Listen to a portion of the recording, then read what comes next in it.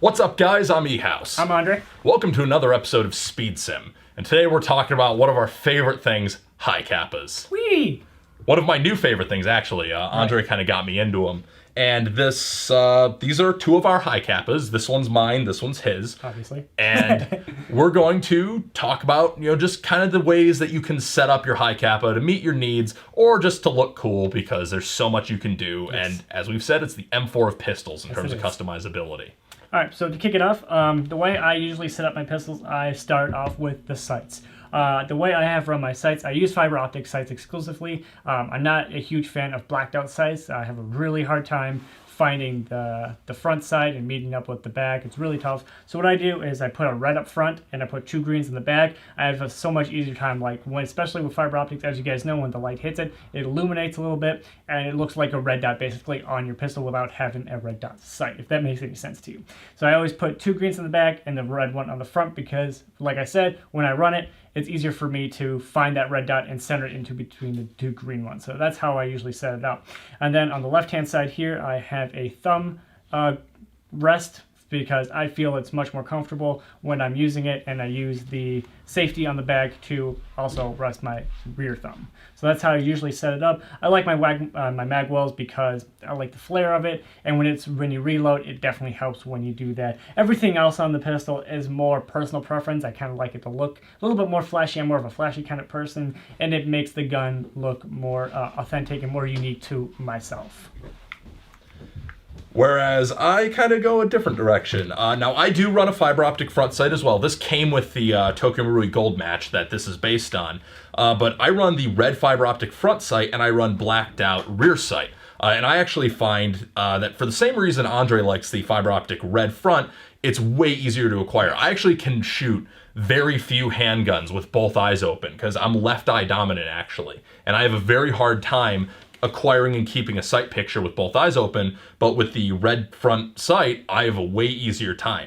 Then I like the blacked out rear sight because I find that full fiber optic sights are kind of confusing to my eye. I start losing track almost of which one is which. I hope that makes sense the way I'm putting it. So when I just have the black rear and the red front, it's very crisp, very concise, and I know exactly what I'm looking at and exactly what it needs to look like. So that's how I have the easiest time getting my proper sight picture.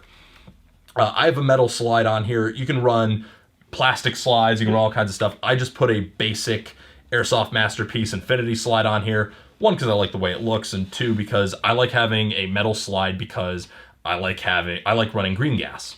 Then I also put a UAC barrel in here because it actually needed the UAC inner barrel or outer barrel to really work properly with the slide, that is. Then this is based on the gold match, so as flashy as I got was keeping the gold trim bits. I'm not one for flash much on my handguns usually. I'm very much an FDE and black kind of guy, but you know what? It grew on me, and I actually do like it now with the gold trim. It's very fancy. It's still a little touch of class. Almost looks like a John Wick type of gun. So that's kind of why I'm into it. Then I don't have a magwell, unlike Andre, just because I don't like the extra bulk of it in my holster and on my hip, because this is a secondary for me. But I still have a pretty easy time getting the magazine in because I index really high on my magazines, and magwells also, because I got really big hands, some of them will bite into the area where I have my grip. Yeah, Eric has bigger hands than I do, so. Exactly. I have very large hands, so when I get my grip, magwells kind of feel like they get in the way, but with the stock one, no problem whatsoever. I also have a light on this handgun, and the reason I have this light is obviously for low light shooting. When I bring this to either indoor fields or some big games, you'll go into buildings where the lights are off and it's dark and you cannot see.